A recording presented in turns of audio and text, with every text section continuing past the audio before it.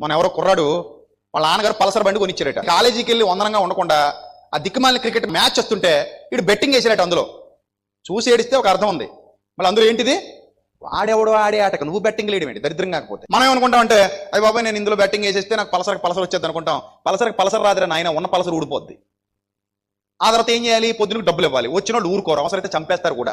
So ఈ బండి అమ్మేసేట. పాపం కొన్న పాపానికి ఇప్పుడు విడిపించాల్సిన బాధ్యత ఎవరిదే? మళ్ళీ ఆ బాధ్యత గల తండ్రిదే.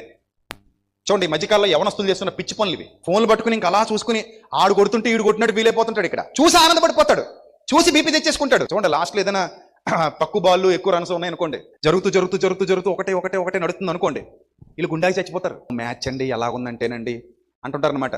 ఈ రోజు యవనస్తుల పరిస్థితి అక్కడ తాగారా ఆగలే, బెట్టింగ్ లేసి మరీ డబ్బులు పోగొట్టుకుని ఆత్మహత్యలు చేసుకుని చచ్చిపోతున్న వాళ్ళు కూడా ఉన్నారు. పిచ్చి పనులు అవన్నీ. తెలివైనోడు జీవితంలో ఎదుగుతాడు, పిచ్చోడు జీవితంలో కిందకి దిగజారిపోతాడు.